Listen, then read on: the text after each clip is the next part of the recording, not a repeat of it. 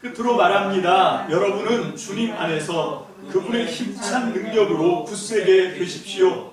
악마의 관계에 맞설 수 있도록 하나님이 주시는 온몸을 덮는 갑옷을 입으십시오. 우리의 싸움은 인간을 적대자로 상대하는 것이 아니라 통치자들과 권세자들과 이 어두운 세계의 지배자들과 하늘에 있는 악한 영들을 상대로 하는 것입니다. 그러므로 하나님이 주시는 무기로 완전히 무장하십시오. 그래야만 여러분이 악한 날에 이 적대자들을 대항할 수 있으며 모든 일을 끝낸 뒤에 설 수 있을 것입니다. 아멘. 기도하겠습니다. 할렐루야. 살아계신 주님, 이제 우리 참믿음 교회가 에베소서의 말씀을 통하여 이제 하나님 나라로 우리에게 주어진 교회가 어떤 의미인지, 교회가 어떤 위력이 있는지, 교회의 본질, 교회의 정체성이 무엇인지를 하나님 우리가 경험했고 또 우리가 알고 있는, 하나님 이미 알고 있는 우리의 선입관, 선입견을 따르는 것이 아니라 하나님께서 말씀하시는, 성경에서 증거하시는 참 교회와 진리 안에서 우리에게 가르쳐 주시는 그 교회의 본질을 하나님 우리가 깨닫고 깨우치고 이제 거기서 끝나는 것이 아니라 이제 그 교회를 우리의 삶에서 실현하기를 소망합니다. 하나님, 우리 참믿음 교회가, 참믿음 교회에 속해 있는 모든 성도들이 하나님 에베소서를 통하여 우리에게 보여주신 교회의 모습으로 변화되게 도와 주옵소서.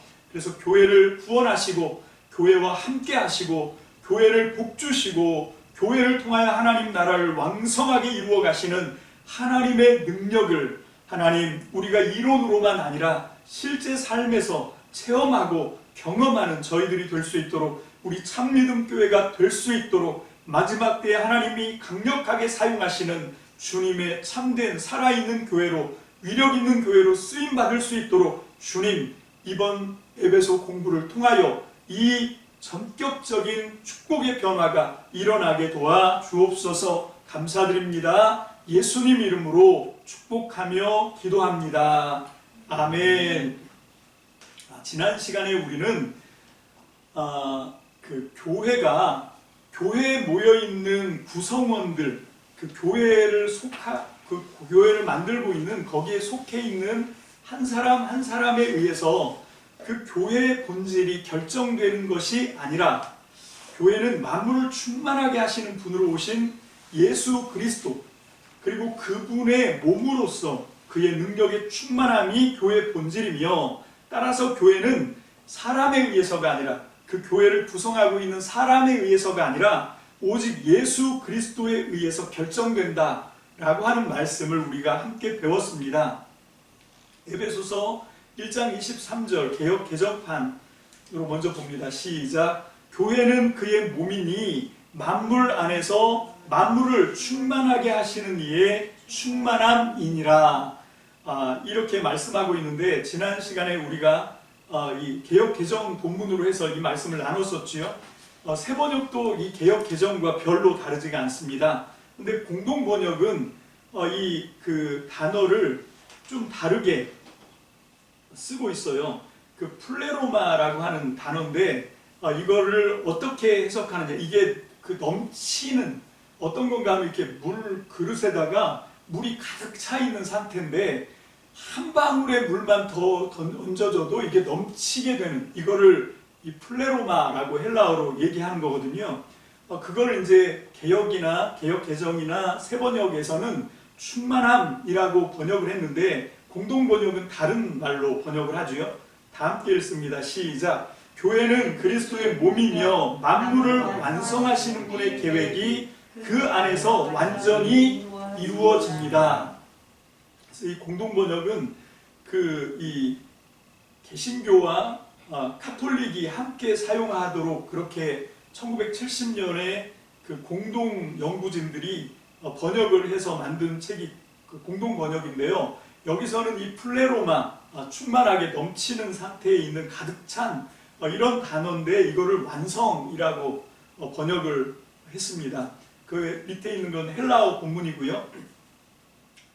자, 이렇게 이 지난 시간에 우리가 이 본문 말씀을 가지고 교회가 뭐냐, 교회는 거기 속한 사람들의 아까도 말씀드렸지만 면면이 어떠한가, 능력은 또 어떤가, 사람 됨됨이가 어떤가, 이런 거에 교회됨이 그 교회의 어떤 특징으로 결정되는 것이 아니고, 교회의 주인은 오직 예수 그리스도이시고, 그래서 교회는 사람의 의견을 따라서 세워진 것이 처음부터 아니고 이 교회의 주인이신 예수 그리스도가 이 교회를 세우셨다라고 하는 사실이지요. 그래서 이 교회를 세우신 그 분에 의해서 교회는 본질이 결정되는 거고, 그래서 그 교회에는 예수 그리스도의 본질인 충만함, 완성하시는 그 통로로, 그 수단으로 쓰임받는 것이 교회고, 그래서 지난 시간에 우리는 교회는 그 예수님의 몸이다, 그분이 우리의 머리다, 이런 아주 신비한 교회와 예수님의 이 결합, 연합, 이걸 우리가 배웠습니다. 자, 이게 이제 우리가 그 지난 시간에 배웠던 복습이지요. 이게 바로 그 설교의 핵심이었습니다, 지난 시간에. 그래서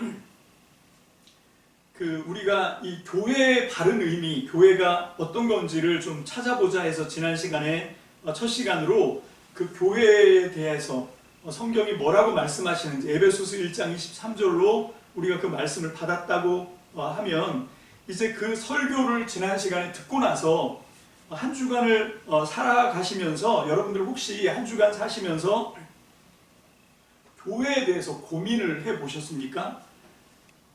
특별히 오늘날처럼 교회가 이 세상에서 빛을 잃어버리고 교회의 본질을 잃어버리고 정말 이 교회가 하찮아진 그런 시기를 우리가 살고 있습니다. 교회의 본질을 잃어버렸어요. 그런데 교회가 이 시대 가운데 교회의 교회됨을 회복하는 일을 고민하지 않는다. 그 교회를 구성하고 부름받아서 이제 사용되고 있는 성도들이 어떻게 하면 이 교회의 본질을 회복하고 그렇게 할 수 있을까, 이런 것들을 고민하지 않으면 어떻게 교회가 교회됨을 회복할 수가 있겠습니까?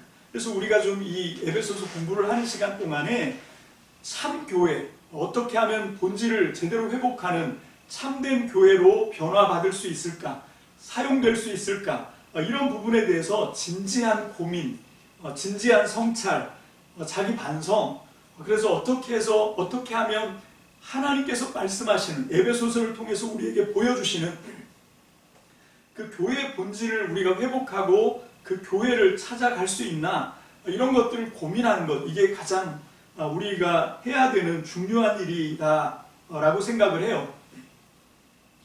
여러분, 우리는 교회를 섬기는 사람으로 부름을 받았거든요. 근데 교회를 섬긴다라고 하는 것은 오늘날 우리에게 어떤 의미로 받아들여집니까? 대부분의 사람들이 내가 교회를 섬기고 있다, 교회를 위해서 산다라고 하면 그냥 예배 빼먹지 않고 그 예배 시간에 출석을 잘하고, 그래서 그 예배에 드려지는 모든 과정, 말씀 잘 듣고 기도도 열심히 하고, 그 다음에 헌금에 대한 의무를 감당하고, 또 이제 교회에서 어떤 봉사 같은 걸 요구하면 잘 따라하고, 뭐 이렇게 하는 것을 우리가 또 삶을 살아가면서 잘못 살아서 교회 멍에 먹칠하지 않고 더럽히지 않고 뭐 이렇게 하는 것 정도를 우리가 교회를 섬긴다, 또 교회를 위해서 산다, 이렇게 설명을 하는, 대부분 이제 그렇게 생각을 하고 있거든요. 그런데 진짜 교회를 위해서 사는 것, 교회를 섬기는 것은 본질이 뭔가 하면 하나님께서 원하시는 그 교회 공동체를 세워가는 것, 이게 진짜 교회를 섬기는 겁니다. 그래서 그 과정 속에서 이렇게 순서대로 보면 세상에서 하나님 나라 복음을 알지 못하는 그런 사람들을 복음을 전해서 거듭나게 하고 새 생명으로 새 생명을 시작할 수 있도록 복음을 전해서 거듭나게 하는 것, 그렇게 해서 구원을 얻고 영생을 시작한 거듭난 새 생명을 이제는 관계를 맺고 사랑하면서 잘 돌보아서 말씀과 성령으로, 기도로 이 교회를 통해서, 관계를 통해서 그렇게 잘 성장하게 하고, 그렇게 성장한 그리스도인들을 교회 안에서 성령으로 신비하게 하나로 연합시켜 가시는, 사랑으로 서로 친밀하게 관계를 만들어가고 진리의 말씀으로 강력하고 살아있는 하나님 나라 공동체로 형성시켜 나가는 것, 그렇게 변화하고 숙성해 나가는 것, 이게 진짜 교회를 섬기는 거고 교회를 세우는 일입니다.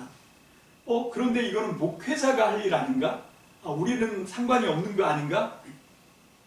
이런 걸 소위 사제주의라고 하죠. 여러분, 우리는 그 가톨릭 성도가 아닙니다. 우리는 개신교 성도예요. 여러분, 이 개신교라고 하는 건 지금부터 한 500년도 더 지난 전에 과거에 그 마틴 루터를 통해서, 칼뱅을 통해서 종교개혁이 일어납니다. 이 종교개혁을 일으키게 된 이유가 뭔가 하면 이 가톨릭 교회는 사제주의가 있었거든요. 교황을 중심으로 해서 사제로, 신부로 선택받은 사람들만 주례를 하고, 그 사제와 반대 대비되는 개념이 뭔가 하면 평신도라고 하죠. 평신도. 사제가 아닌 사람들을 다 총칭해서 평신도라고 하는 거거든요. 근데 우리 개신교는 프로테스탄트 운동으로 거기서 거기서 이 반발을 하고 저항을 해서 이걸 뒤집어 놓은 거예요. 성경을 보니까 이 사제주의가 맞지 않다는 거죠. 이게 그냥 너는 사제주의가 좋고 나는 만인 사제설이 좋고 이런 기호의 선택의 문제가 아닙니다.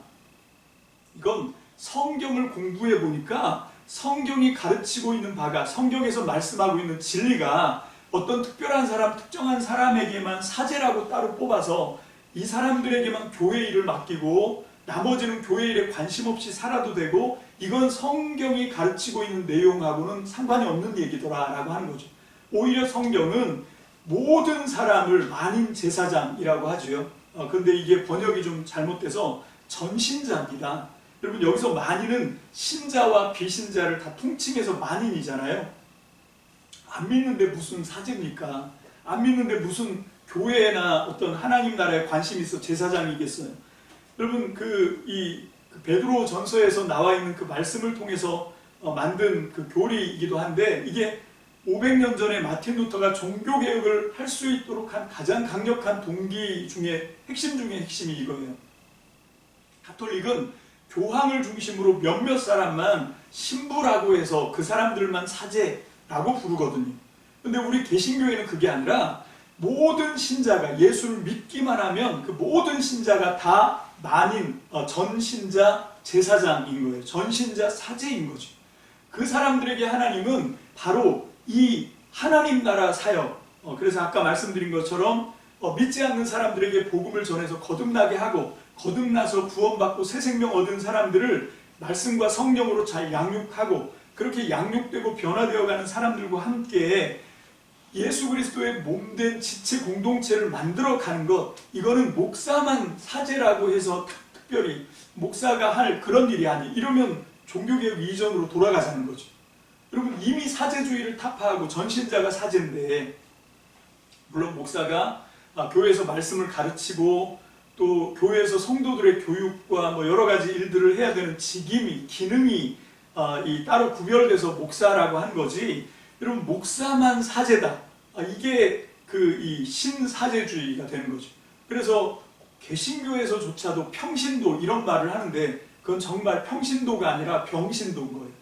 여러분, 이게 말이 안 되는 겁니다. 개신교는 이게 만인 사제설을 가지고 개혁을 했는데 다시 사제주의로 돌아가서 사제, 목사와 평신도 이렇게 구분을 한다? 이것 자체가 이게 오히려 500년 전으로 시간을 거꾸로 돌리는 거기 때문에 이건 있을 수가 없는 거지요. 자, 그래서 모든 사람이 다 전신자가 사제다라고 하는 관점을 갖고 교회를 세우는 일에, 또 성도들을 거듭나게 하고 하나님의 말씀과 진리로 양육하는 일에, 이거는 목사님이 할 일, 평신도가 할 일이 아니고 이렇게 구분되는 건 가톨릭의 이야기예요. 우리 개신교에서는 그거 없습니다. 사실은 제가 주장하는 바처럼 목사는 코치예요. 필드에서 목회를 하고 교회를 세우고 성도들에게 복음을 전하고 그들을 양육하고 하는 그 일을 잘할 수 있도록 코칭하는 일이 제가 하는 일이고, 감독하는 일이 제가 하는 일이고, 실제로 교회를 세우는 그 사역은 성도들에게 있는 거죠. 성도들이 내가 하나님 앞에 전신자 사제로 부름받았어. 그래서 내가 교회를 세우는 일에 하나님 앞에 헌신하는 사람이다. 라고 하는 그 의식의 각성, 그걸 통해서 이 교회가 새로워지게 된다라고 하는 것입니다. 이건 정말 우리가 낡은 관점에서 빨리 바꿔야 되는 새로운 관점이라고 확신합니다. 자, 산상수훈에서 예수님께서 그 산상수훈 마태복음 5장에서 7장까지 3장에 걸쳐서 주옥 같은 가르침을 모아놓은 게 산상수훈이잖아요. 그 중에 이 신앙 유무를 떠나서, 그러니까 무슨 얘기인가 하면 예수님을 믿지 않는 사람들에게조차도 매우 의미 있고 가치 있게 받아들여져서 많은 사람들이 알고 있는 그 말씀 중에 하나가 이런 말씀이 있습니다. 마태복음 5장 13절입니다. 마태복음 5장 13절 다 같이 봅니다. 시작.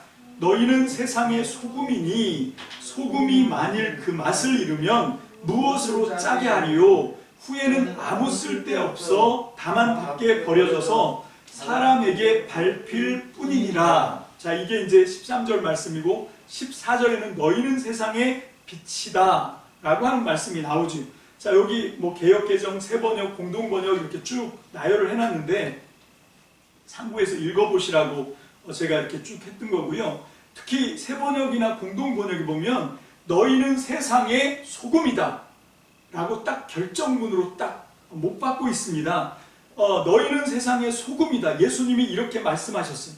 여러분, 예수님이 이 말씀을 그냥 하신 말씀이 아닙니다. 이 말씀은 대상이 있어요. 해당되는 이 말씀을 받아야 하는, 이 말씀을 목적으로 하나님께서, 예수님께서 이렇게 이 말씀을 전해주고 싶은 대상이 있었지요.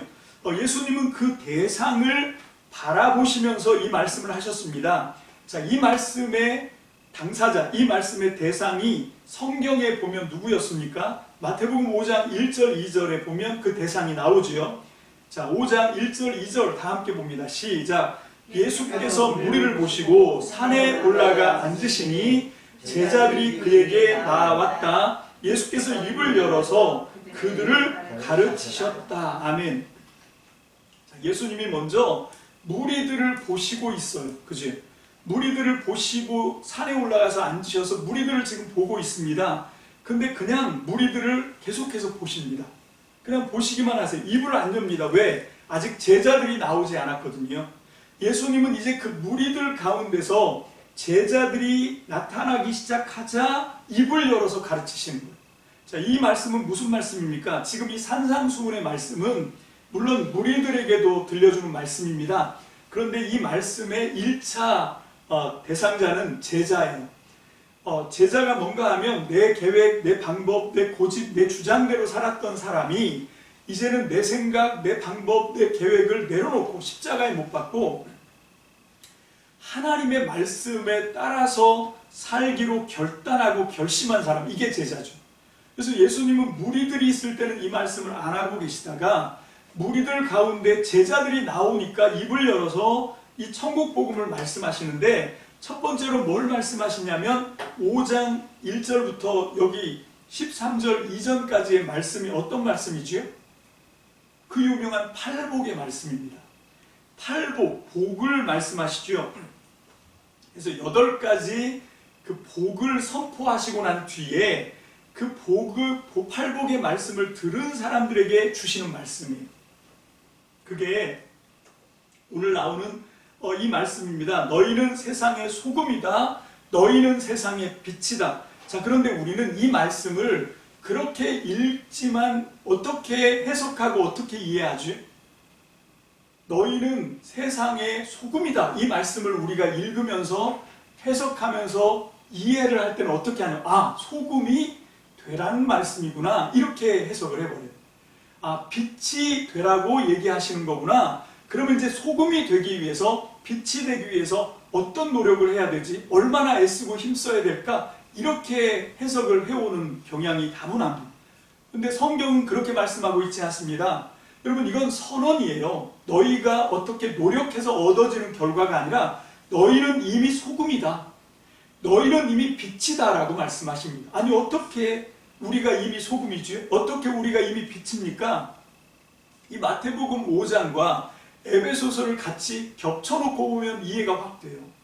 왜 우리가 이미 소금이고 왜 우리가 이미 빛이냐면, 왜 우리가 이미 교회냐면 복을 주셨기 때문에 그래요. 여러분, 이 에베소서 1장 3절로부터 14절까지도 성부, 성자, 성령으로 해서 우리에게 하나님이 신령한 복을 이미 주셨다라고 한 걸 우리가 지난 시간에 말씀을 나누면서 우리가 함께 살펴보았었잖아요. 또 이제 다음 시간에, 다다음 시간에 우리가 더 자세하게 풀어서 공부를 하게 되겠지만, 그러니까 하나님이 우리에게 먼저 복을 주셔서 복을 받은 사람들은 이미 빛입니다. 이미 소금인 거예요.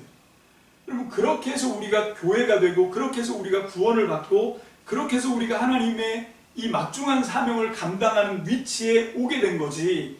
여러분, 우리 보고 네가 노력해서 소금이 되라, 네가 노력해서 빛이 되라, 그러면 이거는 정말 100번 죽었다 깨나도 이게 불가능할 수 있습니다. 그런데 이제 예수님께서 그 무리들 가운데 제자가 나오는 것을 보시고 그 제자들과 무리에게 팔복을 선포하세요.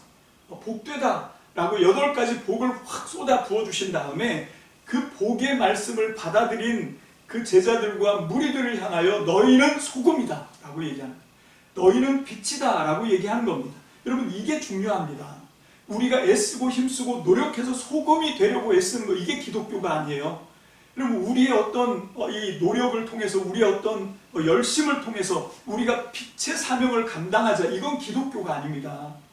여러분, 기독교는 하나님의 복의 말씀을 듣고 눈을 뜨고 하나님이 우리에게 이미 신령한 복을 주셨다는 것을 깨달은 사람이면 이미 이 하나님의 복을 통해서, 하나님의 이 복의 주권을 통해서 우리는 이미 소금이고 빛이고 교회가 되는 것이다 라고 하는 거죠.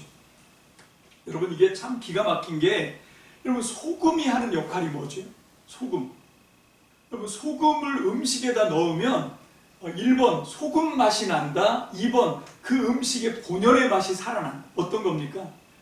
여러분, 소금을 넣는데 소금 맛이 난다, 그러면 이건 소금 잘못 넣은 거죠. 너무 많이 넣은 거예요.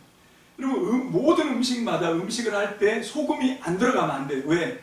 소금이 안 들어가면 그게 고기든 야채든 뭐 나물이든 채소든 소금이 들어가야 그 채소, 그 음식 본질이 갖고 있는 그 본질적인 진짜 기가 막힌 맛이 소금이 들어가서 간이 딱 맞음으로 그게 살아나는 거거든요. 그럼 그게 하나님께서 우리를 통해서, 교회를 통해서 하고자 하시는 일입니다.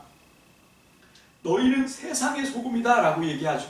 세상 속에 들어가서 정말 이 세상 사람들이 살아가고 있는 이 세상이 살만한 세상으로 만들어지게 하는 그 역할을 교회가 하는 거거든요.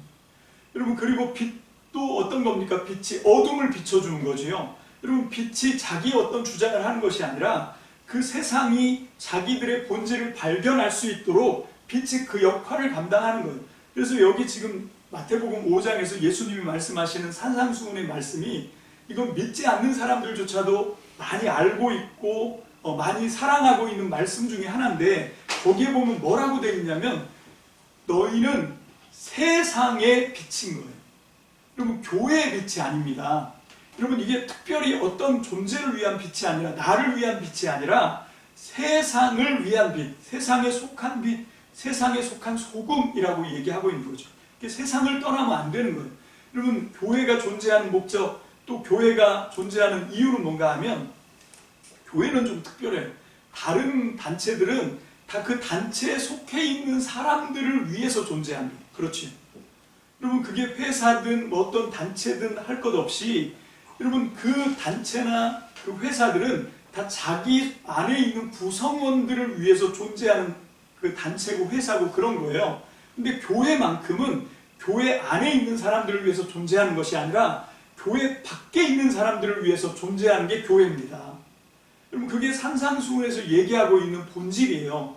너희들 자신을 위한 빛이거나 소금이 아니라 너희들 밖에 있는 세상, 너희들이 속해 살고 있지만 아직까지 너희들의 진가를 알지 못하는 그 세상을 위해서 살아가라. 이게 너희가 세상의 소금이고 너희가 세상의 빛이다 라고 말씀하시는, 여러분, 말씀입니다. 그런데 우리는 자꾸 이거를 그냥 우리가 갖고 있는 선입견에 의해서 이 말씀을 우리식으로 해석을 해버려요.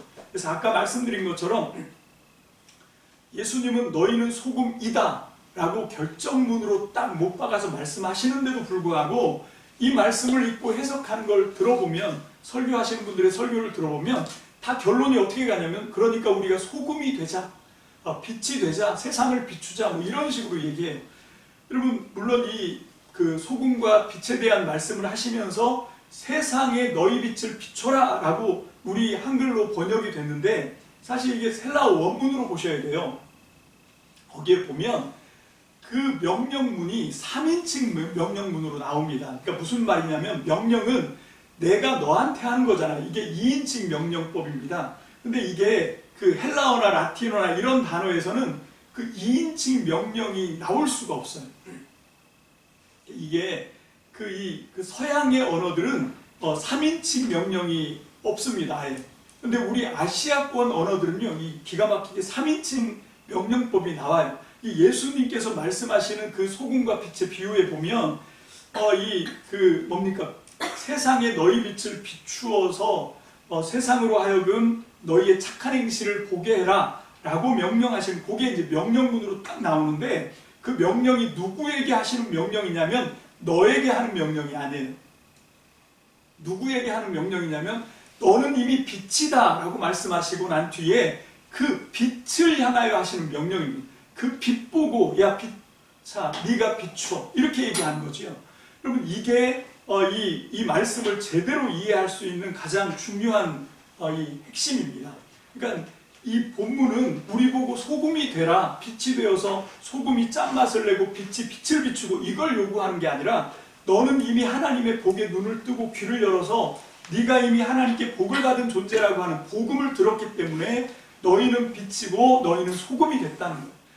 그러면서 너희에게 이미 주어진, 우리의 노력으로 인해서 주어진 것이 아니라 하나님이 은혜로 하나님이 복을 주셔서 우리에게 이미 베풀어 주신 그 하나님의 복을 통한 소금과 빛을 통해서 우리가 나를 위해서가 아니라 우리 단체를 위해서가 아니라 믿지 않는 세상 사람들을 위해서 교회가 소금의 역할을 하고 빛의 역할을 감당해야 된다라고 하는 얘기고요. 이게 바로 교회의 역할이다라고 하는 것입니다.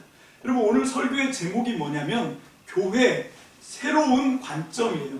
여러분 이 새로운 관점이라고 하는 얘기는 뭔가 하면 이 옛 관점과 대비돼서 나오니까 새로운 관점이겠죠. 옛 관점이 없는데 새 관점? 이렇게 말하는 거 웃기잖아요.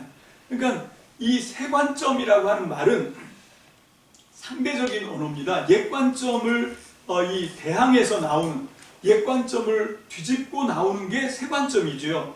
그래서 우리가 이 교회에 대한 새 관점을 가져야 된다. 근데 이 새 관점 하면 문득 떠오르는 게 있는데 그게 뭔가 하면 그 학자들이 있어요. 최근에 바울 신학을 연구하는 학자들 가운데 특히 영국에 있는 영국 성공회, 그 영국 국교회라고도 하죠. 그 영국 성공회라고 하는 게 있는데 그 유럽의 종교개혁을 할 때 가장 늦게 마지막으로 종교개혁을 한 게 영국 성공회거든요. 그리고 그 영국 성공회는 그 유럽에 있는 뭐 마틴 루터나 칼뱅이나 쯔빙글리 이런 사람들이 했던 종교개혁의 방식으로 개혁한 것이 아니라 국왕을 중심으로 종교개혁을 합니다. 그래서 이제 국왕교회가 되는 거예요. 그래서 거기에 보면 그 교회 수장이 교황, 카톨릭이 교황인데 그 교황에서 그 영국 성공회는 이 영국 국왕이 교회 수장이 되는 겁니다. 그러면 우리 개신교회는 누가 수장입니까? 개신교회는 많은 이 신자들을 통해서 하나님이 수장이 되는 거죠. 그렇게 개혁이 되는 건데 어쨌건 그래서 이 영국 그 국교회가 가장 늦게 종교개혁을 합니다. 그게 이제 영국 성공회인데요. 그 성공회에 있는 신학자들에 의해서 이 세관점이라고 하는 세관점 학파라고 하는 게 생겨요. 그래서 여기 보면 뭐 E.P. 샌더스, 제임스 던, 니콜라스 토머스 라이트, 이 사람은 이제 톰 라이트라고 흔히 불려지는데 이 사람들에 의해서 기존의 바울의 신학을 이해하던 것을 뒤집는 그런 내용이 나옵니다. 오늘 저도 이 말씀을 공부하면서 특히 에베소서를 공부하면서 그 옛 관점을 갖고 이해를 하는 것보다는 이 새 관점 학파, 이 영국 성공회 이 새 학자를 통해서 대두된 그 새 관점을 통해서 우리가 성경을 읽고 이해하고 해석하고 이게 더 이 성경의 본질을 찾아가는데 저는 더 중요하다고 생각하고 특별히 에베소서에 교회를 중심으로 에베소서를 공부하는데 더 유익하다라고 생각을 해요. 자, 이 세 관점이라고 하는 건 어떤 건가 하면 기존의 바울 신학을 연구할 때 바울이 갈라디아서나 고린도 전서나 이런 데 보면 로마서 이런 데 보면 어떤 게 나오냐면 율법과 복음을 대비를 시키면서 얘기를 해요. 그래서 율법은 행위를 통해서 구원을 받는 거고, 그리고 이 복음은 은혜를 통해서 예수님의 십자가의 속죄의 은혜를 우리가 믿음으로 구원을 얻는 거다. 그래서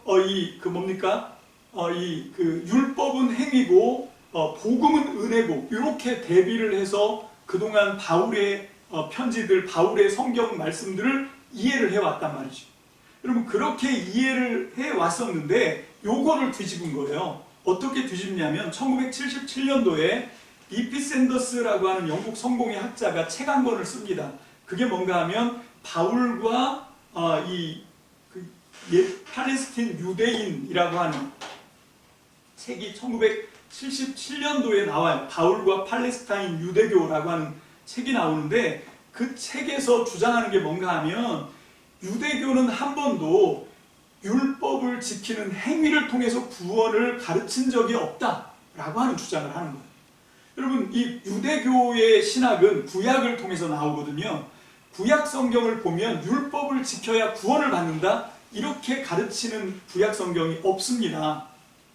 근데 우리가 그냥 유대교 율법주의 신학은 그렇다라고 우리가 그냥 그동안 쭉 그렇게 믿어왔던 거예요. 그렇게 믿어올 수밖에 없었던 게 뭔가 하면 그 1517년에 종교개혁을 했던 마틴 루터와 종교개혁자들이 그런 식으로 성경을 이해를 했어요. 왜냐하면 바울이 쓴 성경책에 그렇게 써 있거든요. 율법의 행위로 구원을 받는 것이 아니라 너희가 십자가의 예수님의 은혜의 복음을 믿음으로 듣고 구원을 받는다. 이게 로마서나 갈라디아서에 아주 그냥 그렇게 얘기하고 있는 거예요. 그래서 그냥 거기 있는 그 단어를 그냥 그 뜻대로 해석을 해서 그렇게 읽으니까, 유대교 율법은 구원을 얻기 위해서 행위를 강조하나 보다. 그렇게 그냥 이 바울에 써 있는 책 그대로, 그 편지 글 그대로를 그냥 받아들인 거죠. 근데 여기 이 E.P. 샌더스가 바울과 팔레스타인 유대인이라고 하는 책을 통해서 그 유대교를 쭉 이렇게 연구를 해봤는데, 한 번도 이 사람들이 율법을 지켜야 구원을 얻는다, 이렇게 가르친 그런 종교가 아니더라는 거죠. 유대교도 구약도 보면 은혜가 먼저 선행이 됩니다. 하나님께서 율법을 주신 다음에 그 이집트에서 노예 생활하고 있는 430년 동안 대를 물려 노예 생활을 하고 있는 이스라엘 백성들에게 하나님이 탁 나타나셔서 모세를 통해서 율법을 딱 주신 다음에 너희가 이 율법대로 잘 지켜 행해야 내가 너희를 여기서 구출해낼 거야, 내가 너희를 구원해 줄 거야, 이렇게 얘기했습니까? 아닙니다. 이 사람들이 하나님이 누군지도 알지 못하는데 모세를 통해서 거의 등 떠밀다시피 해서 10가지 재앙으로 하나님이 먼저 홍해를 가르시고 파라오를 코가 납작하게 만드시고, 그래서 이 기적 같은 이집트 탈출을 하나님이 성사시키세요. 그래서 광야에서 이스라엘 백성들을 구원해서 시내산까지 끌어올린 다음에, 그러니까 구원을 하시는 게 먼저라는 거죠. 그렇게 해서 구원받은 이 백성들한테 하나님께서 율법을 주시는 거예요.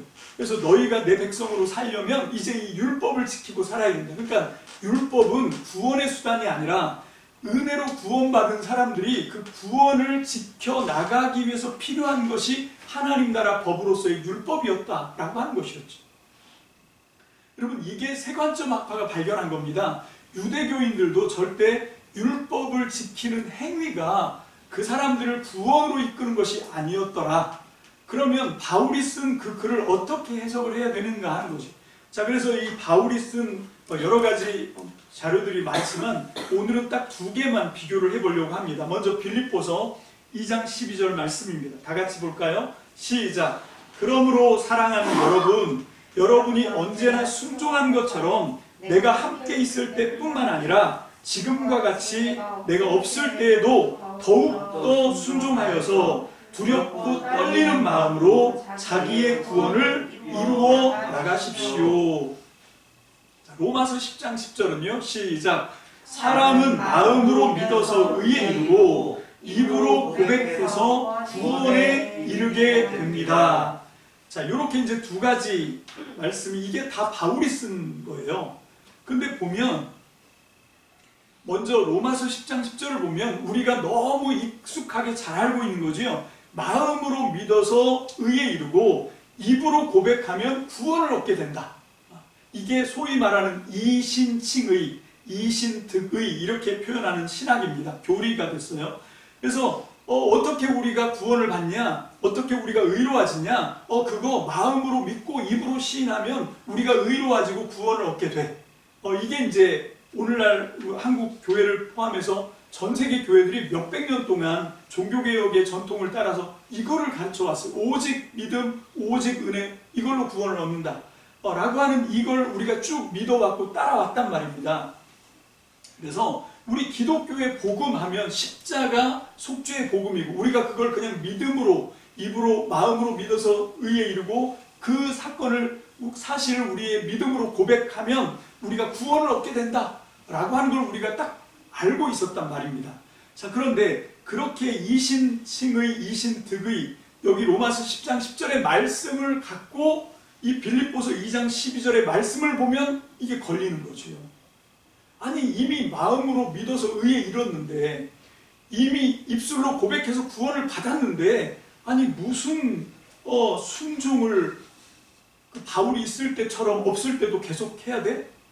이게 이상한 거죠. 그래서 내가 없을 때도 더 순종하고 두렵고 떨리는 마음으로 자기의 구원을 이루어 나가래요. 아니 이미 마음으로 믿어서 이 의에 이르렀고 입술로 고백해서 이미 구원을 얻었는데 아니 무슨 또 구원을 이루어 나가라고 그것도 두렵고 떨리는 마음으로. 여러분 이걸 어떻게 이해를 합니까? 여러분 그리고 또 더 가관인 건 여러분 우리가 믿는 분이 누굽니까? 여러분 고린도 전서에서 바울이 막 그러잖아요. 나는 그리스도가 아니야. 내가 언제 너희들을 위해서 내가 십자가에서 죽었어? 내가 언제 너희들이 내 이름으로 세례받은 적 있어? 그러면서 계속해서 자기는 그리스도가 아니고 예수 그리스도를 소개를 하잖아요. 바울도 편지에서. 자, 그런데 정작 그 예수님의 가르침을 그 복음서라고 하는데 마태복음, 마가복음, 누가복음, 요한복음을 눈을 씻고 읽고 또 읽어봐도 거기에는 이런 믿음으로 구원을 받는다. 마음으로 믿어 의에 이르고 입술로 시인하면 구원을 얻는다. 이런 식의 가르침이 거의 안 나옵니다. 오히려 이 예수님의 가르침은 뭔가 하면 하나님 나라를 얘기해요. 그래서 너희가 하나님 나라를 얻으려면 어떻게 했냐면 너희가 갖고 있는 모든 걸 다 팔아. 그래서 그 나라를 사야 돼. 이런 식으로 얘기하는 거죠. 그리고 쟁기를 잡고 뒤를 돌아보는 자는 하나님 나라에 합당하지 않아. 뭐 이런 말씀을 하시고. 여러분 이런 식으로 그 하나님 나라가 우리의 어떤 행위를 통해서 하나님 나라를 우리가 이렇게 얻을 수 있고 그 나라에서 살아갈 수 있고 뭐 이런 말씀들이 막 나오는 거죠. 이런 게 우리가 이해가 잘 안 되는 거예요. 이신칭이 이신득의 이 바울이 얘기한 그런 기독교의 이 옛관점이죠. 그런 믿음의 구원의 공식 이걸 갖고 이렇게 보면 복음서를 읽어도 이걸 어떻게 해석을 해야 되는지 그래서 그냥 두루뭉실하게 해석을 합니다. 근데 그게 복음서만 그런 게 아니라 아까 우리가 본 것처럼 빌립보서 2장 12절 같은 바울의 편지들에도 이런 게 너무 많아요. 그리고 로마서 같은 데 보면 이게 제가 이제 로마서를 지금 열심히 공부를 하고 있습니다. 그 로마서에 보면 헬라어 원어와 한국말로 번역된 이게 한국말뿐만 아니에요. 영어로도 그렇고 여러분 모든 언어로 번역된 다른 번역본들하고 헬라어 원어를 이렇게 비교를 해보면 너무 의역을 한 게 많아요. 근데 왜 의역을 했냐면 옛관점을 갖고 있기 때문에 그래요. 그러니까 바울의 복음은 하나님을 마음으로 믿어서 행위가 아니라 믿음으로 은혜를 얻고 구원을 얻는 거다. 요 관점으로 이거를 바울의 편지들을 이해를 하려고 하니까 바울이 쓴 이런 글들이 이해가 안 되는 부분들은 어쩔 수 없이 의역을 해서 자기 해석을 집어넣고 번역을 하는 거죠. 근데 그게 아니라 관점을 바꿔서 보면 바울의 쓴 편지뿐만 아니라 복음서들이 다 연결이 돼요. 여러분 아까 말씀드린 것처럼 예수님의 복음은 하나님 나라 복음 이렇게 학자들이 얘기를 해요. 예수님의 복음은 하나님 나라 복음 그리고 바울 신학, 바울의 복음은 이 십자가 구속의 복음, 십자가 은혜의 복음 이렇게 돼 있어요. 그래서 이신칭의, 이게 이제 바울의 복음이다 이렇게 얘기하고 있거든요. 그래서 많은 학자들이 예수님의 복음과 바울의 복음이 서로 다른 복음으로 이해를 합니다. 그래서 심지어는 어떤 사람은 기독교의 이 변절자가 바울이다 뭐 이런 식으로 과격하게 가르치는 사람이 있는가 하면, 오늘날 우리가 믿고 있는 이 한국 교회뿐만 아니라 전 세계 교회들이 주로 따르고 있는 게, 그럼 복음 하면 어떻게 이해를 하고 있을 것 같습니까? 하나님 나라 복음으로 이해합니까? 아니면 그냥 예수 믿고 마음으로 믿어 구원에 이르고 입으로 신해서 구원을 얻는, 의에 이르고 구원을 얻는, 여러분 이런 이 십자가 그 구속의 복음으로 읽겠습니다. 속죄의 복음으로. 그럼 두 번째예요, 두 번째. 그러면 우리는 기독교가 예수 그리스도를 나타내는 게, 이걸 한문으로 음차해서 기독교거든요. 말은, 명칭은 기독교인데 실상은 바울교 아닌가요? 예수님의 하나님 나라 복음은 잘 이해를 못하고 알지도 못하고 거기엔 관심이 없는데, 그냥 예수를 마음으로 믿어 의에 이르고 입으로 시인해서 구원을 받는, 여기에 온통 몰입되어 있는 게 오늘날 이 현실의 교회면, 그 교회가 어떻게 예수 그리스도를 믿는 기독교입니까? 바울 따르는 바울교라고 이름을 바꿔야 되지 않겠나 하는 거예요.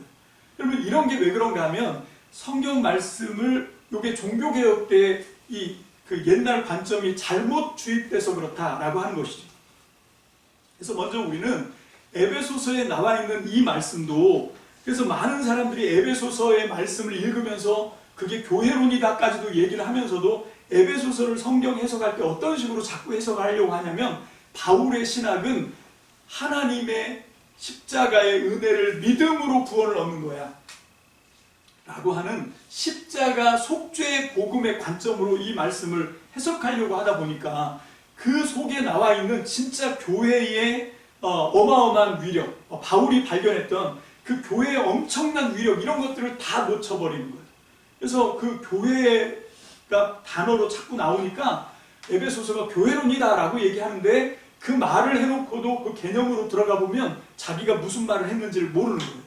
그래서 우리가 어떻게 해야 되냐면, 관점을 새롭게 좀 바꿔봐야 됩니다. 자, 그래서 여기 보면 이제 다시 바울이 썼던 말씀, 그 사람은 마음으로 믿어서 의에 이르고 입으로 고백해서 구원에 이르게 됩니다 라고 한 로마서 10장 10절을 그럼 우리는 어떻게 해석을 해야 되는가 하는 거죠.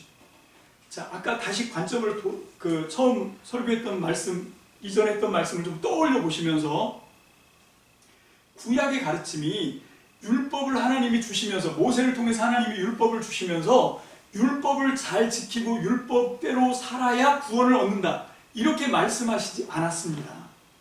자, 그런데 왜 율법을 주셨죠? 하나님이 먼저 그 여러 민족들 가운데 한 민족, 이스라엘 백성들을 하나님이 선택하셨어요. 그런데 그렇게 선택하신 건 이유가 없어요. 왜 하나님이 로마 사람이 아니고, 왜 하나님이 그리스 사람이 아니고, 왜 하필이면 하나님이 정말 이제 조금 있으면 이집트에서 그 제노사이드, 인종 멸종이 되어가는 그런 진짜 너무 하찮아 보이는 그런 노예 민족을 하나님이 선택하셨냐는 거예요. 그건 아무도 대답할 수 없습니다. 하나님이 그냥 선택하신 거예요. 그래서 너는 내 백성이다, 나는 네 하나님이다 라고 언약을 맺어버리신 거죠. 그래서 이스라엘 백성이 하나님의 선택을 통해서 구원을 받았습니다. 이집트 파라오의 손에서도 구출을 받았지만, 하나님은 그 이스라엘 백성을 세상 나라들 가운데서 하나님 나라로 뽑아서 하나님이 결정하셨어요. 그래서 하나님이 구약의 가르침을 보면 다른 민족은 다 구원을 받지 못합니다. 오직 그 여러 민족들 가운데 가장 보잘것없어 보이는 한 민족, 누구죠? 아브라함을 통해서 하나님이 선택하신 그 이스라엘 민족. 그래서 그 아브라함을 통해서는 하나님이 내가 네 씨로 하늘의 별처럼 강변의 모래알처럼 많게 해서 내 하나님 나라로, 내 백성으로 내가 삼겠다라고 창세기에 여러 번 아브라함과 이삭과 야곱을 통해서 하나님이 계속 언약의 말씀을 하시죠. 그렇게 말씀을 하셨다가 이제 드디어 모세를 통해서 이 백성을 건져내시고, 모세를 통해서 하나님이 율법의 말씀을 주시는 거예요. 자, 다시 정리합니다. 율법을 주신 목적은 구원의 수단으로 주신 게 아니에요. 이미 선택받아 구원된 이스라엘 백성이 어떻게 혈통이 아니라 어떻게 참 이스라엘 백성다움을 유지해 나갈 건가를 위해서 주신 게 율법이에요.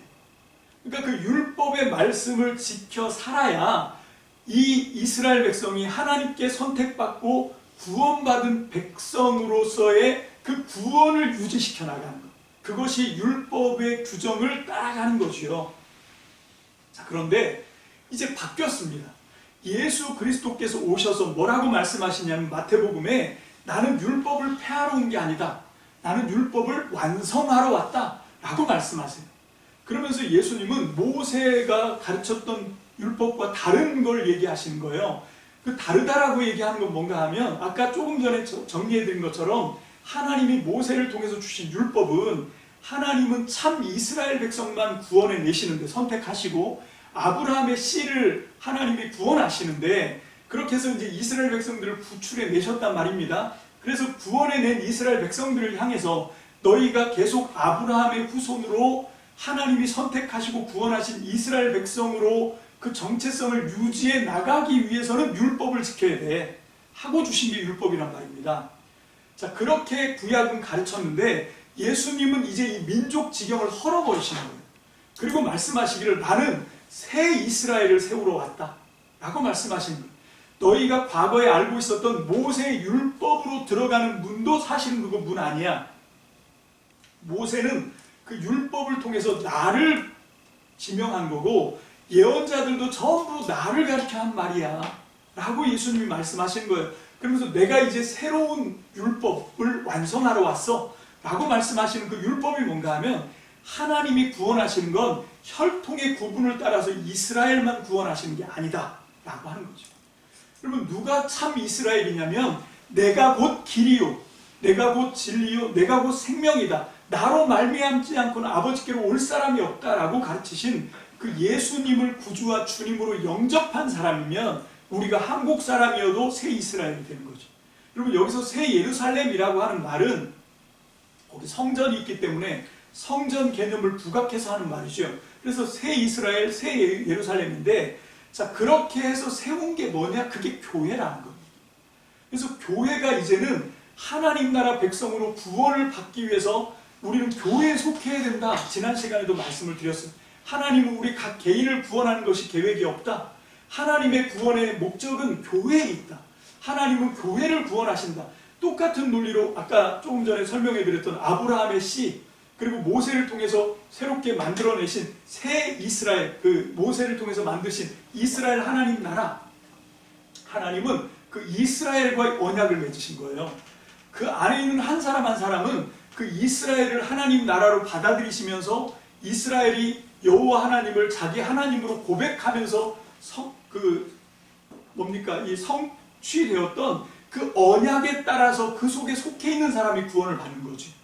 그렇다고 하면 이제 새로운 이 언약은 예수님이 교회를 향해서 너는 내 신부다. 그리고 예수님이 교회를 향해서 너는 내 몸이다. 교회는 이제 예수님을 머리로 삼아야 되는. 여러분, 이 관계를 통해서 구원이 이루어진 거예요. 그리고 우리 개개인이 구원을 받는 건 바로 그 예수님 머리와 몸인 교회의 연합인데 그 교회 속에 지체로 들어가 있기 때문에 우리가 구원을 얻게 되는 거죠. 자, 그렇게 해서 이제 우리가 구원을 얻게 되었습니다. 이게 교회입니다.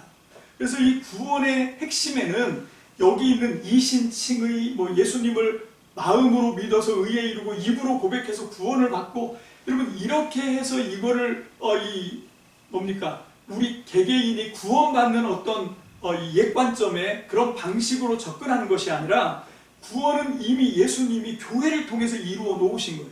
자, 그러면 그 뒤에 나와 있는 여기 빌립보서 2장 12절이나 이 로마서에 있는 말씀들, 특별히 로마서 10장 10절의 말씀, 그건 뭐냐? 이건 뭔가 하면 교회에 들어가게 되는, 그러니까 교회에 가입하는 방식인 거예요. 어떻게 우리가 교회의 지체가 될 수 있냐? 마음으로 믿어서 의로워지고, 그리고 입으로 시인해서 그 교회에 소속되는 거예요. 그러면 하나님이 교회를 예수님의 신부로, 예수님의 머리이신 예수님의 몸으로 인정하기 때문에 이게 교회에 들어가는 방법이고, 교회 안에서 정말 교회 성도로 살아내는 방식인 거지, 이게 그 옛관점이 구약의 율법을 지켜 행하는 행위가 율법을 지켜서 구원을 얻는 행위, 그래서 율법을 구원 수단으로 잘못 오해한 것처럼 여러분 옛관점은 또 뭘 잘못 오해했냐면 그렇게 마음으로 믿고 입으로 시인하는 걸 구원을 얻는 방식으로 생각했는데 그게 아니고요. 진짜 구원은 뭔가 하면 하나님 나라 교회를 살아내는 겁니다. 여기 이 로마서의 말씀은 교회에 가입되는 방식인 거고요. 그렇게 해서 들어간 사람이 이제 그 교회가 교회되게 하는 방식이 이 빌립보서 2장 12절의 말씀이다. 이렇게 우리가 해석을 해볼 수가 있게 되는 겁니다. 좀 어려운데 여러분 제가 여러분들에게 말씀드립니다. 지금 오늘 선포된 이 설교는요. 적어도 3번 이상 들으셔야 옛관점과 새관점이 어떤 관계고 어떻게 우리가 이 새관점으로 변화되어야 되는지를 감을 잡을 수 있을 거라고 생각해요. 3번쯤 읽어야 감이 잡힙니다. 다 하는 게 아니고요. 그래서 자꾸 좀 들어보셔야 됩니다. 그래서 좀 더 쉽게 예를 들려면 제가 한번 비유를 한 가지 말씀드려 보겠습니다. 자, 여러분 우리 여기 제 눈앞에 있으니까 예를 듭니다. 다른 특별한 이유가 있는 게 아니라 경승훈 집사님과 정명주 집사님이 결혼 언제 하셨어요? 우리 다은이가 중학교 2학년이니까 그죠. 한 그쯤 때 이제 결혼을 하셨겠지요. 자, 결혼을 하면 부부 관계가 결혼을 통해서 완성됩니까? 결혼을 통해서 결혼 생활이 다 성취가 된 겁니까? 아니죠. 시작되는 겁니다. 결혼식은. 여러분 결혼하고 나서도 우리 살아보셨으니까 경험으로 알잖아요. 얼마나 우리의 부부 관계를 해칠 수 있는 세상에 깔려있는 많은 지뢰들이 많아요. 그죠? 정말 유혹도 많고 서로 이렇게 살아가다 보면 감정이 서로 상하고 갈등도 생기고 싸우고 안 싸우시나 보네. 이렇게 하면서 결혼을 이혼으로 파탄으로 몰고 갈 수 있는 위기들이 어마어마하게 많아요. 여러분 결혼식은 결혼의 출발인 거고요. 결혼의 완성은 그런 모든 과정들을 살아내면서 그 세월을 통해서 부부관계를 익어가게 하고 이 부부 결혼 생활을 완성시켜 나가는 거지요. 교회도 마찬가지입니다. 여러분 구원도 마찬가지입니다. 예수 그리스도를 구주와 주님으로 영접함으로 교회에 들어가면서 우리는 구원이 시작되는 거지요. 그래서 그 교회 안에서 교회에 속해 있으면서 우리는 그 관계를 하나님과 나와의 관계를 계속해서 발전시켜 나가고 성숙시켜 나가면서 구원을 완성하는 겁니다. 구원을 성취하는 겁니다. 그렇게 하는 데 있어서 교회는 정말 굉장히 중요한 핵심 중의 핵심이다라고 하는 거죠. 얼마나 많이 우리의 그 결혼 생활을, 우리의 부부 관계를 파탄시킬 수 있는 많은 위험 요소들이 있잖아요. 그래서 그 결혼식을 하고 난 뒤에 살아내면서 더 많은 정절이 요구되는 거죠. 남편은 남편으로서, 아내는 아내로서 정말 남편에 대해서, 아내에 대해서 그렇게 정절을 지키면서 살아내야 되는 것이 결혼 생활을 완성시키기 위한, 결혼식은 출발이지 완성이 아니기 때문에. 근데 많은 사람들이 결혼식을 결혼의 완성이라고 착각을 해요. 많은 사람들이 결혼식을 부부 관계가 이제 완성됐다고 착각을 합니다. 그러면 그런 사람들이 가다가 다 침몰을 하는 거예요. 그 부부 관계가 파탄이 나고 결혼 생활이 이혼으로 파국을 맞게 되는 이유가 그런 거거든요. 결혼식이 거기서 한 사랑의 서약이 부부관계 결혼생활의 출발인 거지 그게 결코 우리의 부부관계를 안전하게 완성시켜주거나 결혼생활을 성취시켜주는 그런 건 절대로 아니다. 마찬가지로 교회가 그런 거예요. 여러분 우리가 예수 그리스도를 나의 구주와 주님으로 영접하고 그래서 우리가 입으로 시인해서 예수님이 나의 왕이십니다. 주인이십니다. 라고 고백했다고 해서 우리의 믿음이 그 고백을 통해서 완성되고 구원이 성취되고 그런 거 없습니다. 여러분 교회 안에서 이것들을 완성시켜 나가도록 하나님이 고안을 해 놓으신 거죠. 그래서 이 빌립보서의 말씀이 그렇게 설명되고 있는 것입니다. 자 이제 말씀을 정리하겠습니다. 자 먼저 이 에베소서 6장 10절로 13절 오늘 본문입니다. 자 그런 세 관점으로 한번 잘 읽어보십시오. 시작. 끝으로 말합니다. 여러분은 주님 안에서 그분의 힘찬 능력으로 굳세게 되십시오. 악마의 관계에 맞설 수 있도록 하나님이 주시는 온몸을 덮는 갑옷을 입으십시오. 우리의 싸움은 인간을 적대자로 상대하는 것이 아니라 통치자들과 권세자들과 이 어두운 세계의 지배자들과 하늘에 있는 악한 영들을 상대로 한 것입니다. 그러므로 하나님이 주시는 무기로 완전히 무장하십시오. 그래야만 여러분이 악한 날에 이 적대자들을 대항할 수 있으며 모든 일을 끝낸 뒤에 설 수 있을 것입니다. 아멘. 여러분, 이 에베소서는 교회를 가르치는 말씀이라고 우리가 배웠습니다. 여기 보면 주님 안에서는 교회로 바꿔 읽어도 무방합니다. 그래서 끝으로 말합니다. 여러분은 교회 안에서 교회를 통해서 충만하게 하시는 분이 주신 그 충만한 능력으로, 힘찬 능력으로 굳세게 되십시오. 그런 얘기예요. 여러분, 교회는 뭔가 하면 내가 예수님을 나의 구주와 주님으로 내 입으로 시인하고 마음으로 믿어서 교회에 연합하게 된, 교회에 들어오게 된 교회 구성원 저와 여러분들 개개인들이 이제 교회 안에서 어떻게 됩니까? 교회 안에서 주님 안에서 그분이 부어주시는 그 충만한 능력, 플레로마라고 아까 얘기했죠. 그 가득 찬 충만한 완전한 신령한 능력과 은혜로 굳세게 되는 겁니다. 왜 그런가 하면 우리를 그 교회에서 하나님과 맺은 그 언약 관계에서 우리를 실족하게 하고 그 교회에서 떨어져 나가게 하고 그래서 우리의 구원을 무효로 만들기 위해서 우리를 노리고 있는 적대자들이 있기 때문에 그래요. 여러분, 그게 뭐라고 여기 표현되고 있냐면 통치자, 권세자, 이 어두운 세계 지배자, 하늘에 있는 악한 영, 이 모든 것이 다 저와 여러분들의 교회 생활을 순탄하게 만들려고 하지 않는 거예요. 그래서 우리가 예수 믿고 살아가는 게, 교회 안에서 살아가는 게 너무너무 힘든 거예요. 그래서 교회 안에 있다가 실족하는 사람들이 많이 나타나는 이유가 바로 이런 존재들 때문에 그렇습니다. 그래서 이런 것들과 대항하기 위해서라도 어떻게 해야 되는가? 주님 안에서, 바꿔 말하면 교회 안에서 그 교회를 통해서 부어주시는 말씀과 성령을 통해서 우리에게 부어주시는 그 힘찬 능력으로 날마다 우리가 어떻게 해야 됩니까? 굳세게 돼야 되는데, 그렇게 하려면 전신갑주를 통해서 완전 무장을 해야 된다. 근데 이게 다 말씀하고 상관이 있는 거예요. 이게 다 성령님과 상관이 있는 거고요. 이게 다 기도와 상관이 있는 겁니다. 그래서 거기 보면 이제 뒤에 가서 자세히 설명하겠지만 진리의 말씀으로 허리를 동이고 의로 흉배를 붙이고 뭐 이런 말씀들이 쭉 나오거든요. 그게 전부 말씀과 기도와 성령입니다. 자, 그렇게 해서 우리가 우리 자신을 완전히 무장하는 거죠. 그렇게 하면서 우리가 그렇게 하는 이유가 뭔가 하면 악한 날에 이 적대자들을 다 물리치고 마지막에 승리자로 서야 되기 때문에 그렇다는 것입니다. 그리고 그걸 위해서 존재하는 게 교회고요. 그래서 우리는 그 교회를 통해서, 여러분, 이게 옛 관점으로 보면 예수를 믿음으로 구원이 완성된다. 그러니까 결혼식을 함으로 부부관계 결혼생활이 완성되고 성취된다 라고 하는 너무 철없는 그런 그 순수한 믿음을 갖게 되면, 아니 무슨 이게 뭐 전신갑주를 왜 입어야 돼? 이해가 안 되는 거예요.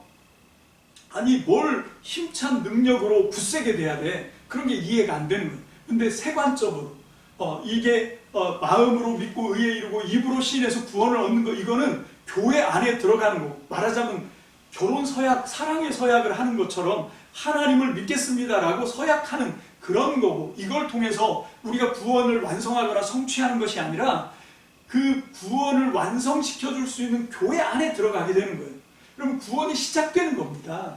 구원이 이제 출발되는 거예요. 근데 그 구원이 완성되고 익어가고 성취되는 과정 속에서 우리를 미끄러뜨리고 무너뜨리고 넘어뜨리려고 하는 적대자들이 너무 많다는 거예요. 그것들을 무찌르고 승리하기 위해서는 어떻게 해야 됩니까? 바로 이 에베소서가 가르치고 있는 그 교회 안에서 우리가 어떻게 하면 그 교회를 통해서 공급하시는 하나님의 능력으로 충만해지는가를 우리가 잘 배워야 되는 거지. 근데 옛 관점으로 그냥 단순하게 나 예수 믿고 입으로 시인하면 다 구원 끝났어, 이렇게 쉽게 생각하게 되면 이게 마치 예를 들자면 결혼식 했으니까 우리 이제 다 끝난 거야. 그리고 자기 마음대로 살면 결국은 이혼당하고 파국에 몰리는 것처럼 교회 생활도 성도들의 신앙도 그렇게 된다는 거지. 그래서 우리는 이 교회에 대한 새로운 관점을 가져야 될 필요가 있다. 오늘 말씀을 여러분들이 잘 소화하셔서 정말 우리가 교회 공동체를 통해서 나뿐만 아니라 우리 함께한 성도들이 하나님 나라 백성으로 성취되기를, 완성되시기를 주님의 이름으로 축복합니다.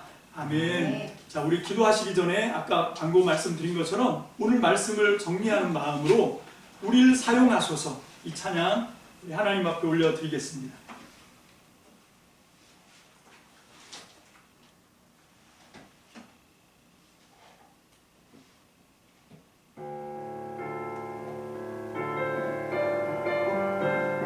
우리에겐 소원이 하나 있네. 우리에겐 소원이 하나 있네. 주님 다시 오실 그날까지 우리 가슴에 새긴 주의 십자가 사랑 나의 교회를 사랑케 하네. 주의 교회를 향한 우리 마음 희생과 포기와 가난과 고난 하물며 죽음조차 우릴 막을 수 없네. 우리 교회는 이 땅의 희망 교회를 교회되게 예배를 예배되게 우릴 사용하소서.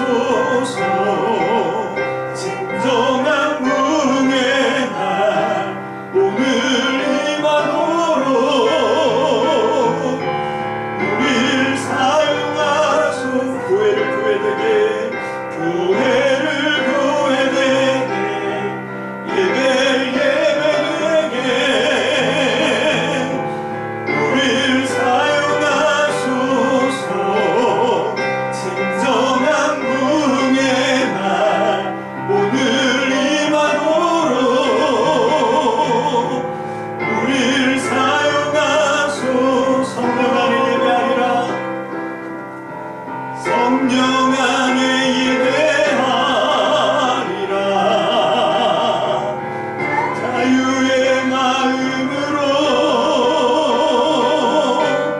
사랑으로 사역하리라. 교회는 생명이니 교회를 교회되게 예배를 예배되게 우릴 사용하소서. 진정한 부흥의 날 오늘 임하도록 우릴 사용하소서. 우릴 사용하소서. 우릴 사용하소서.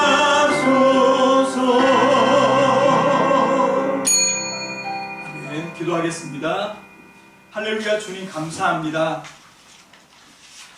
하나님, 이제 우리가 교회에 대해서 새로운 눈을 뜨고 있습니다. 아버지 하나님, 더 온전하게 말씀에서 우리에게 가르쳐주고자 하시는 그 교회를 하나님의 기대대로 하나님이 의도한 바대로 온전히 깨닫는 저희들이 되게 축복하여 주옵소서. 그러기 위해서 과거부터 우리가 잘못 알고 있었던 우리의 잘못 인식되었던 우리의 선입견들이 하나씩 하나씩 지워져야 할 줄 믿습니다. 하나님, 우리가 인내와 끈기를 가지고 바른 복음, 정말로 하나님의 온전한 복음을 하나님이 의도한 대로 뜻대로 받아들일 수 있도록 우리가 더 열심히 하나님의 말씀을 연구하고 묵상하고 주님의 진리를 찾아 나가는 저희들이 다 되게 축복하여 주옵소서. 그래서 마치 결혼식을 마치면 부부 관계가, 결혼 생활이 다 성취된 것 같은 그런 어리석고 순수한 착각을 했던 그런 우리의 정말로 유치하고 순박한 그런 생각처럼 우리가 예수님을 나의 구주와 주님으로 고백하고 내가 마음으로 믿어 의에 이르고 입술로 시인해서 구원이 완성되었다 라고 하는 착각, 하나님 그 잘못된 우리의 선입견 믿음에서 이제 우리를 바르게 교정하여 주셔서 이제 그것은 마치 결혼식이 부부관계의 출발이고 결혼생활의 시작인 것처럼 우리가 예수님을 나의 구주와 주님으로 고백하는 그 신앙의 고백을 통하여 우리가 예수 그리스도의 몸인 교회 안에 편입되었고 교회 안에 소속되었고 이제 그 안에서 하나님이 공급해 주시는 생명의 능력과 진리의 말씀으로 우리가 전신무장함으로 우리가 원수들과 싸워 이겨내는 과정들을 통해서 우리가 하나님 나라로, 교회로, 그리고 온전한 구원의 완성을 성취하는 것을 깨닫게 도와 주시옵소서. 그래서 아버지 하나님, 우리의 구원이 정말로 우리의 일시적인 통과 의례, 우리의 입술의 고백을 통해서 완성되는 것이 아니라 하나님 교회를 통해서 오랜 시간 동안 갈고 닦아지면서 우리가 분투하면서 싸워내면서 이 교회를 통하여 구원을 완성하는 과정인 것을 깨닫게 하여 주셔서 이 교회를, 내가 속해 있는 교회를 더 소중하게, 더 중요하게, 정말로 우리의 생명보다도 귀한 것으로 생각하는 바울의 교회의 깨달음이, 우리의 깨달음이 되게 도와 주옵소서. 하나님, 우리가 섬기는 교회와 함께 우리가 잘 자라가고 우리 교회에 속해 있는 성도들과 함께 우리가 완전히 승리하는, 마지막 날 승리하는 하나님, 그런 저와 우리 참믿음 성도들이 다 되게 축복하여 주시옵소서. 감사합니다. 예수님의 이름으로 감사하며 기도합니다. 아멘.